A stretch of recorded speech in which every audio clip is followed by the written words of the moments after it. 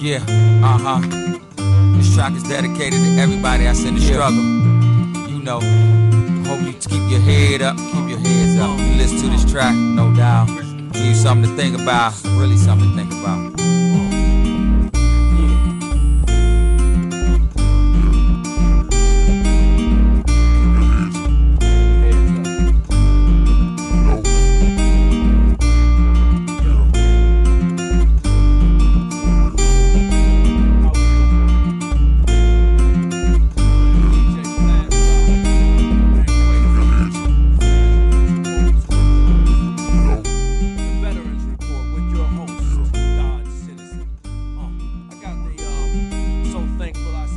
Track playing in the background today on the intro. Song composed, executed, put together by your man here, Maestro and the Dodge City Orchestra. Yeah. It's called So Thankful I Survived. So thankful I. Let's see if I can get that. So thankful I survived. I can't get it right now. I'll get it for you. Hold on. Anyway, the song is So Thankful I Survived, and that's the hook right there that you're hearing with the bass. Yeah. I love this song because it just takes me back to a place. Reminds me to remember certain things. Like I said, I'm the original 202 Dodge City, so I'm born and raised in Washington, D.C. Got my start at St. Anne's Infant Maternity Home. Was there for 3 years, and then I moved uptown to Shepherd Park, to the Theodore Moses and Thelma Elizabeth Jones home. I was the third or the fourth of 4 siblings. Whenever you see me, I'm representing my brother, my sister Leslie Denise Jones, now Gaskins. Yeah. Lift the mic up. Turn it around. Turn the mic around. Yeah. Yeah. Much better signal. I'm gonna take this back. A little background about your host right here. We're gonna take this back again. This song is called So Thankful I Survived. Yeah, This track is dedicated to everybody that's in the struggle. You know. Yeah. Produced by me, Maestro, the Dodge City Orchestra. This track, no doubt. Yeah. Give you something to think about. Again, I want to tell you a little bit about Dodge Citizen, the Veterans Report. So I told you about my sister Leslie Denise Jones, now Gaskins, because she's married to a cool dude named Reg Gaskins. My brother Trevor,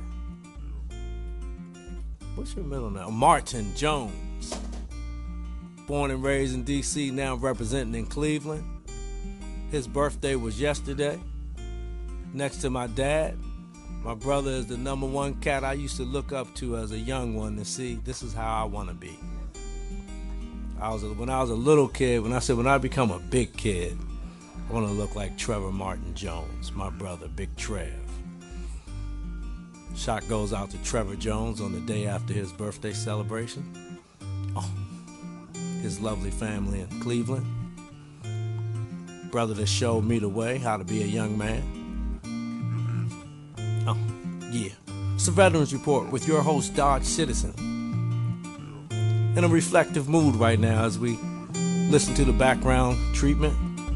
Song called So Thankful I Survived. Composed and written by your host. Yeah. So Thankful I Survived. Meditate on the groove. Listen to the bass. Listen to the guitar licks. Close your eyes. Meditate on that groove. You might be thankful that you survived as well.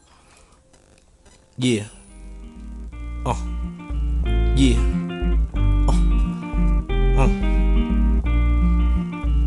Again, your host, Dodge Citizen, reflecting right now. I mentioned Leslie Jones, Trevor Jones, and I would be remiss if I didn't mention my other older sister, but closer to my age, Natalie Elizabeth Jones, now Best. Natalie Jones Best, my older sister, just a little bit older than me. And a person whom I look up to, I hold dear in my heart. And between her and my sister Leslie, let me back this back up again. between, a little bit of distortion, between my sister Natalie and my sister Leslie. I'm thankful to Almighty God for them because they embody and reflect the spirit and the beauty and the spiritual resilience and the familial representation of everything that my mother represented when I was looking up to her as I matriculated through my formative years in this life. So when I look at Leslie and Natalie, I thank Almighty God because I see Thelma Elizabeth Jones, and all of my siblings do a really great job of embodying and reflecting the values and mores that my parents, to their credit, inculcated within our home and within our family and within the communities that they touched. And when I look at Leslie and Natalie and Trevor, I thank God because my father has passed. My mother is still fighting the fight, although she's impaired. But Leslie and Natalie, no disrespect to Trevor, but Leslie and Natalie, because they're females, they just remind me of the great Thelma Elizabeth Jones, who, when I was a 3-year-old foster care child, embraced me and became a mother to a motherless child and refined me and educated me and grew me up in this household in cooperation with my dad to give you who I am now. The good parts. The other stuff we blame on the world. So when you hear a song like So Thankful I Survived, even though I wrote this song with the combat experience in mind, with the combat objective in Iraq, so thankful that I made it back while others perished, I also think and write this song from the posture of the foster care child that spent his first 3 years moving from one foster care home to another temporary home, group home as an infant, and who landed at St. Anne's around 2 or 3 years old, which was my last stop before I was lucky enough to be adopted.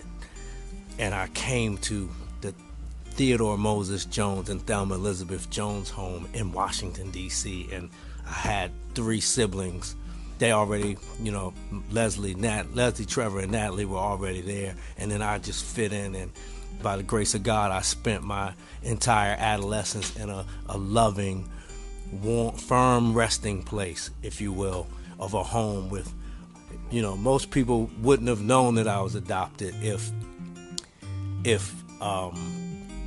they weren't told. That's how close we were. We even looked alike, my siblings. And to their credit, when you see me, the good parts of me at least, hold on. If you see some of my temper, I can blame a little bit of that on Trevor. Trevor has a little bit of a temper sometimes, although he's a peaceful warrior now. So again, this is the original 202 Dodge City Son in a reflective temperament and disposition today. This is the Veterans Report with your host, Dodge Citizen. In the background, you're hearing the music for the song So Thankful I Survived, which was written, of course, about my time on the combat objective, in combat, serving with so many soldiers and servicemen and women who were much better than I. Some of us made it back, some didn't, and the ones that I was connected to that didn't make it back have lived with me and been a part of my journey as I try to move forward, hold my head up, and move on in this life. Again, this song is called So Thankful I Survived. I attempted to reference the hook. Couldn't get it before. I was off key. Again, we'll take it back one more time. Again, this is your host, Dodge Citizen, in a reflective mood today. Wanted to let you know that today, give you a little bit more background about me. I told you about my lovely siblings, my mother and father. I'm going to tell you a little bit about my military career. When I first entered the Army, I was, if you can imagine, as slim as I am now. I weighed 20 pounds lighter. I was 25 pounds lighter. And when they had the 2-mile run, I used to do that run and come back faster than anybody. I wasn't sweating, wasn't hardly breathing hard. And then a colonel tapped me on the shoulder and said, "What is your name?" And I tightened up, and I was a young guy. I think I said, I'm Private Jones, sir. I don't know if I saluted him or not, if I knew the salute. And he said, "Do you run like that all the time? You ever been on a track?" And I said, "No, sir." "What unit are you?" And he hit me with, okay. Being rude right now, I have a super duper special guest. I'm going to introduce that person shortly, and I'm going to tell you why she's here and how her being here ties into this story I just told you about the 2-mile run. And long story short, that guy's name was Colonel Campbell, Colonel Charles Campbell, and this had to have been in around 1991 or something, right around there, maybe before that. 1991, D.C. National Guard. If you're out there or anybody remembers Colonel Fulberg, Colonel at that time, he may have went on to be a general.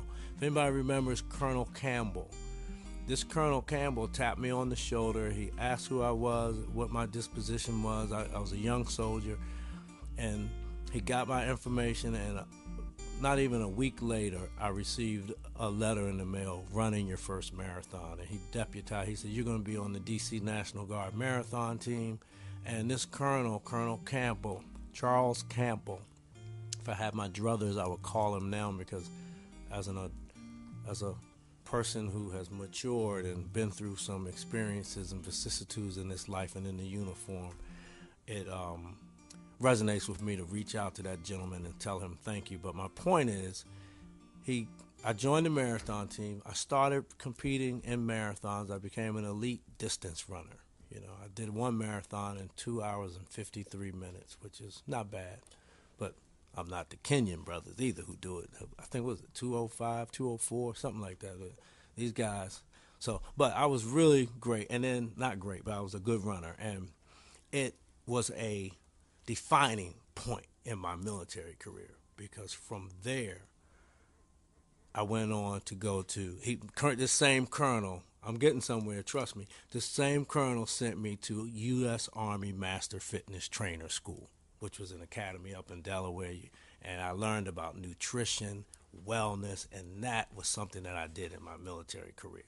And when I come back, we're going to tie that story about health and wellness, fitness, and how it's a defining moment in my military career to our awesome guests that we have here. I'm going to leave you with question marks, the invisible question marks, and we'll have a dynamic introduction of our dynamic guest when we return. And with that, this is the Veterans Report with Dodge Citizen. We will be back.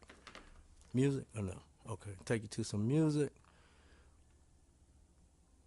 And then we'll get you out of here and come back. Hold on.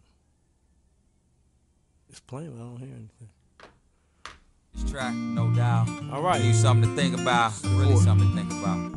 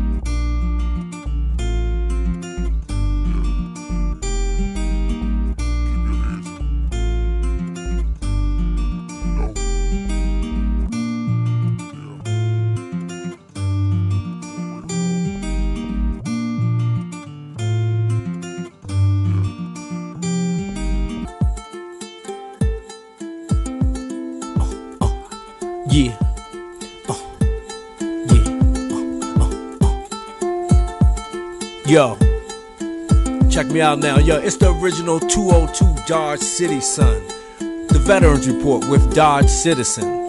And today, as I was rambling on and telling you about my journey in the uniform to health and wellness and how that experience with Colonel Campbell basically set me on a trajectory that would follow me in my time in the uniform as well as a civilian, because as a result of going to United States Army Master Fitness Trainer School, when I got up there, I thought I was just going to be able to run and be a superstar because of my fitness, but no, they made me take classes on nutrition.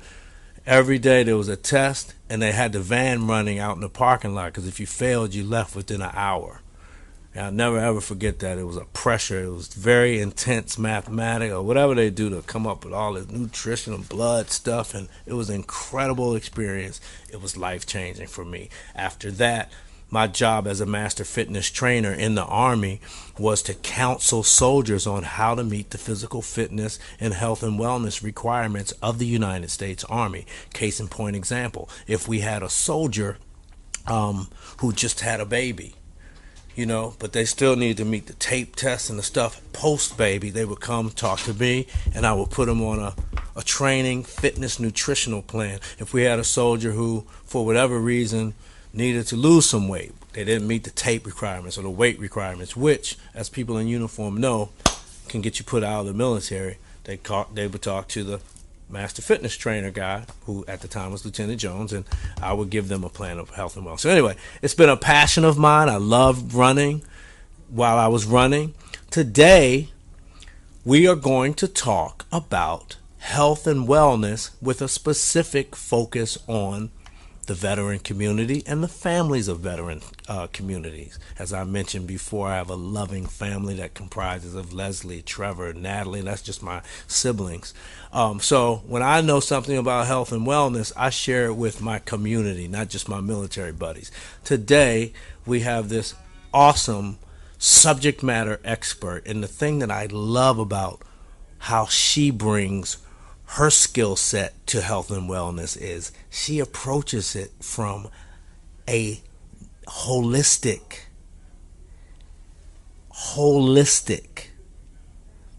posture. And I'm so excited to have Dr. Diane Collins, affectionately called Dr. D. And we have her here. I have another veteran friend of mine who will be joining us. And Dr. Collins is decisively engaged in our communities. She's based locally, correct? Yes. I'm in District Heights, Maryland, Collins Wellness Center. She teaches, she instructs, she's in the community trying to let people know how to be vital and revitalized if they're not vital, but how just to be robust and decisively and intellectually engaged with their eyes open in this path to wellness in this society and in this economy that we live in that doesn't always offer people the best routes to wellness. So we're going to talk. First of all, we're so thankful to have, I keep saying Dr. D. I'm trying to tilt my hat to the side. Dr. D. We got Dr. D in the building, and she's going to share with us some strategies, some guidance, some advice, some observations about how veterans, African Americans, Latino, Latina, white, black Americans, human beings can be healthful and be well to the best of their ability with some strategic guidance. So, Dr. D, thank you so very much for taking time out of your busy schedule to come in here and spend some time with us. And my colleague and comrade in arms, Milton Agers, will be here. I will let him speak for himself, but I believe in his struggle to manage his diabetes. Although it wasn't from you, he's had some experience in the holistic thought community. Mm-hmm. So could you share a little bit about your background and some of the exciting and dynamic things that you're doing in the community to educate people and to try to get people in a good place for health and wellness? Okay. I first want to say thanks for having me, Andre. It's my honor. honor and a privilege. And so I'm a board certified naturopath. We call ourselves holistic practitioners. I'm also a vegetarian chef. I have a bachelor degree in nutrition. Okay. And at the Collins Wellness Center, we use a holistic approach, meaning we approach the body as a whole body as opposed to symptoms. A lot of times when people are having struggles, they're going to the doctor because of a symptom. The body is so awesomely made that it communicates to us. Wow. So it could be a headache, gas, bloating, acid reflux, an ache or pain or whatever. That's the body letting us know that all is not well. So the problem comes in because it's a disconnect. People don't know what to do with the information that the body is communicating to them. So over a period of time, that ache, that pain, that acid reflux or whatever become their new normal. So they'll get something like a TUM or Pepto-Bismol. They put a Band-Aid on it. But you don't want to put a Band-Aid on it, and you don't want to just treat the symptoms. If you don't get to the root of the problem, you're going to end up with a bigger problem that snowballs into a bigger problem. And that's where we have people that have serious health ailments and diseases because they didn't address it early on. So Excuse me, please. Don't stop. At the Wellness Center, we use a biocommunication system to do our assessment. And so that's a system where, when a person put their hand on the cradle, it's communication going from the hand to the cradle to the computer. It sends a little stimuli to your various organs and glands, and it'll generate a report on my computer that shows me the area in the body that needs balancing. We take that along with the health history, and we create the regimen for the person. And it does a pretty accurate assessment. And so, so we like to get to the root of the matter. So over the past couple of years, I have a partner organization called Black Women Health Imperative. And they have funded my nonprofit organization, So Good Healthy, to teach the diabetes. Sorry, could you say that again? So Good Healthy is your nonprofit. Yes. So Good Healthy. So Good Healthy. Okay. So SOUL. So Good Healthy. Okay. Inc. Okay. So that's my nonprofit arm, and we do a lot of the teaching through that arm. And so right now we do a lot of diabetes prevention classes. And so a lot of people don't understand diabetes, and a lot of times they don't find out that they have diabetes until after they... Too late. Too late, right. I mean, not too late. That sounds so harsh, but... I call it cross the waters. Yes. So a lot of people don't understand how our food process. So when we eat our food, it's taken in through the mouth and it's broken into many components, one being glucose. The blood takes the glucose throughout the bloodstreams to the cells, but the cells are very selective in what it lets in. It doesn't automatically let those nutrients in. So the cell have a door, and the door has a key. Insulin is the key to open the door, which is made in the pancreas. So if the pancreas is not producing insulin sufficiently enough or not producing enough insulin, that's when the doctor tells the person that they have diabetes. But if the glucose stay in the bloodstream, then that affects all your organs and joints. You can have complications with diabetes. Like a lot of people don't realize, if you have high blood pressure, high cholesterol, you're overweight, you have a family history of diabetes, had gestational diabetes over the age of 45, all of those put you at risk for getting diabetes. So sometimes when we're asking the person, you know anybody that's borderline diabetic, and you could be looking at the person and see that they exhibit a lot of the symptoms, and it goes right over their head. But they don't even know they're one ham sandwich away from a heart attack. Exactly. It's like, let me stop. It's not funny. All right, hold on. Listen, we're going to go to a break.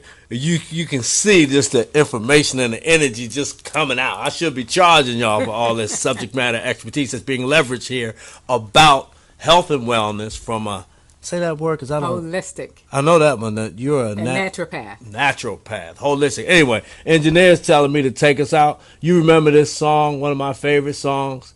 This music is up now. No sound, no signal. This is Call My Name.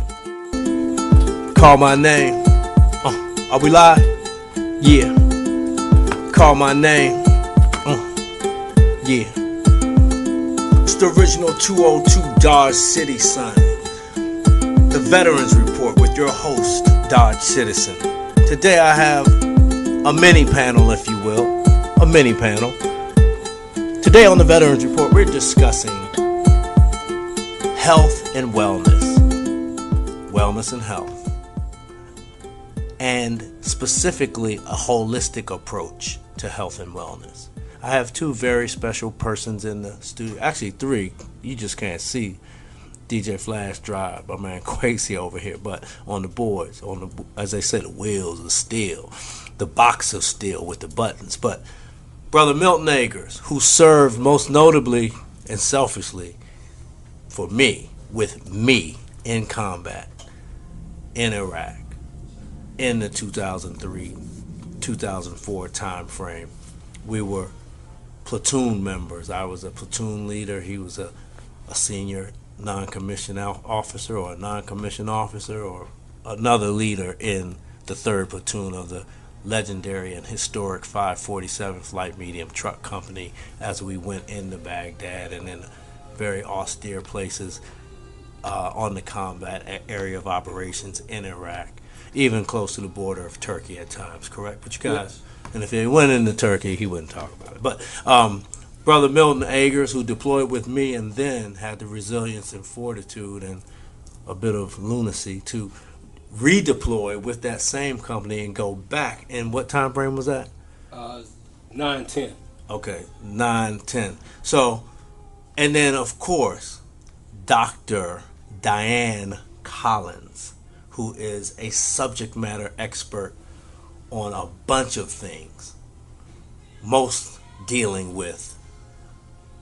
She is a certified, board certified naturopath, and a holistic health enthusiast and practitioner. Did I say that right, or did I? Yeah, holistic health practitioner. Holistic health practitioner. But you are an enthusiast as well. Exactly. Okay. All right. So we're talking about veterans' health. I thought, Doc, and I would like you to. You mentioned something where you were saying sometimes, and this was before you came in, Milton. But you said sometimes you'll interface with people, and they will be manifesting a plethora of certain things going on with them health-wise, and they'll be an ideal candidate for diabetes, correct? Yes.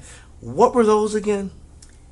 So with diabetes, if you have high cholesterol, which is a boatload of people that have that, high blood pressure, you're overweight, you have a family history of diabetes over the age of 45, although now we see a lot more younger people that have that are pre-diabetic. Okay, so I just want to pull back from the posture of the Veterans Report, and I wanted to make an observation, and maybe you can co-sign, maybe you can co-sign. PTSD, or some of the other stressors that affect veterans when they come back from combat. One of the things that they do, sometimes their weight changes, because sometimes it's because of the medications that they're taking, or sometimes it could be just point blank depression. I'm sitting at home, I just want to eat, or I don't want to eat, or whatever. But I noticed you mentioned weight change, and then you also mentioned high blood pressure as well as another one. And for some of us, the anger management and the anxiety causes a spike in blood pressure. So I wanted to bring that in. And then I also wanted to say that I read an article, and it was shared with me that, and I'm sorry I haven't done the research that I would have liked to have done, but I will say this as a blanket statement, but please don't attach any science to it. But a substantial number within the veteran community, especially those coming in and out of the various VAs, have a markedly and noticeably high incidence of diabetes, a high rate of diabetes among veterans, and many of them, as you know all too well, even have the amputation. I go there and I see older veterans, and I ask them, like, the guy might look like he was a Vietnam era guy and say, hey, did that happen in combat? He said, no, it was my diabetes. There's a lot of guys and gals in the VA. So today I just wanted to, we're going to talk back. Brother Agers, without getting too personal, if you feel comfortable, have you struggled with any diabetes, blood, sugar type stuff? And if you have, or even in other stuff, knees, holistic, we've had some offline conversations about wanting to try to pursue healthy ways to try to combat and manage wellness issues. So I'd like you to ruminate and think about that. And could you just talk a little bit about your experiences, military, post-military, health, otherwise? Well, as you said, some of the problems with veterans when they return, Mm-hmm. one of the biggest things with diabetes is there's so many things associated with diabetes that you're unaware that are unhealthy for you, which medicine or food that's healthy for other people, even natural fruit or juices that you think on the shelf, or even banana, oranges. Yeah, banana has like 25 grams of sugar. You think that you're doing something good for you, and you find out banana's not good for you, or even pineapple.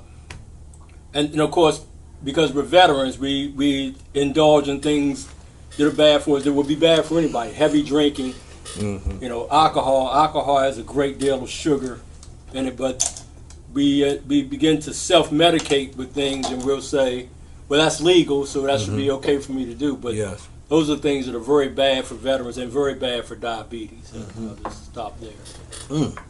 And don't forget to do a camera check from time to time. Everybody wants to see your pretty face. But Doc, does anything that the brother just mentioned, like the banana, because that's something that I always thought if I eat fruit, fruit, apple a day and all that. Right. But for some people, if they eat the banana, right. So some fruit has have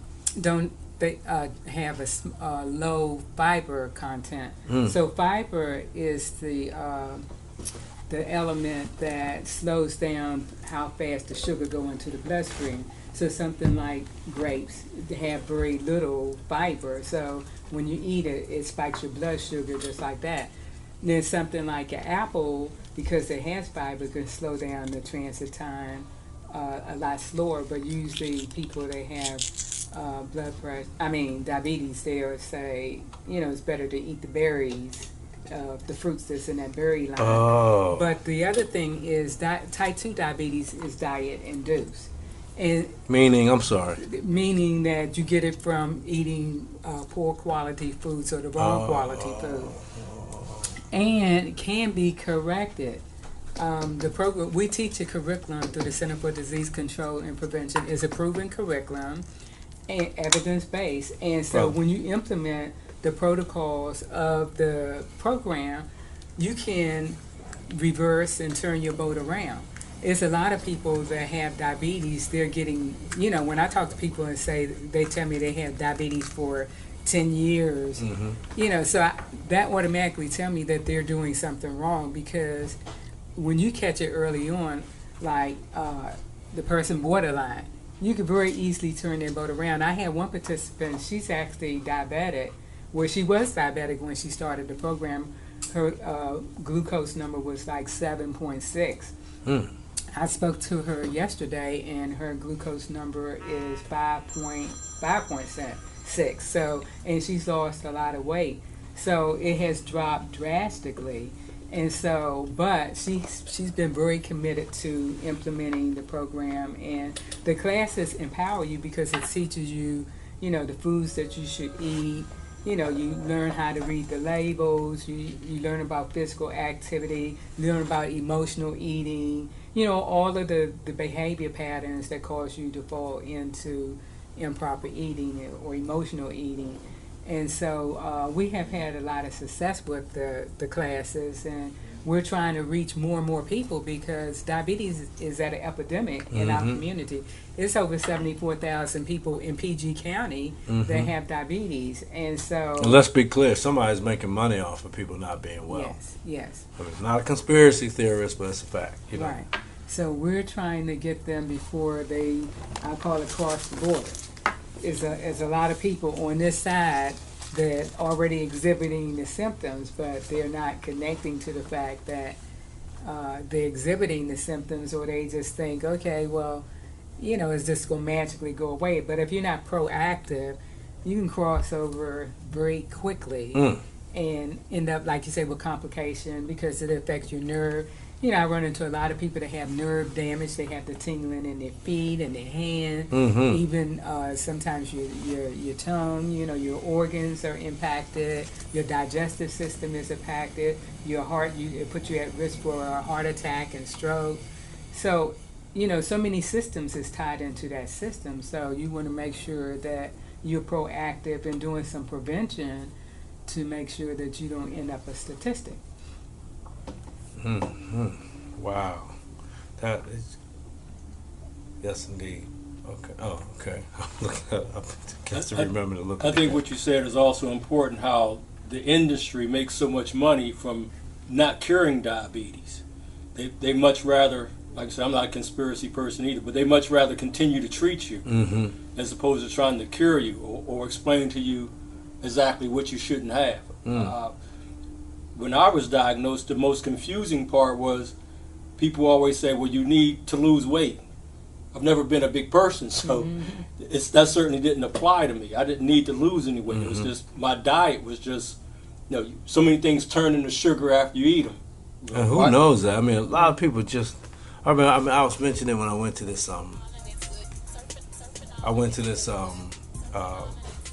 U.S. Army Master Fitness Training School, right? And I thought it was going to be, because I was so fast, I was just going to be able to go up for 2 weeks and run and do jumping jacks. But when I got there, they were like, no, you have to study nutrition. You have to be able to advise people about dietary stuff. And it was like science. And even when I hear you talk, a lot of people just, laymen, regular people that have regular jobs that aren't subject matter experts, or in your case, have been diagnosed, so you had to get smart. But your normal person just running around isn't thinking, oh, well, bananas or apples, or like what you just said about the grapes was fascinating to me, like the fiber, not fiber. So it's almost like a direct, like a drug. I don't do drugs, I'm not advocating drugs, but like you're basically almost saying that the grape is like doing free-base cocaine. I hate to say it like that, but am I right? It's like, so a lot of people just don't know that. Okay, well look, we're about to hit another break here. Call my name. It's focused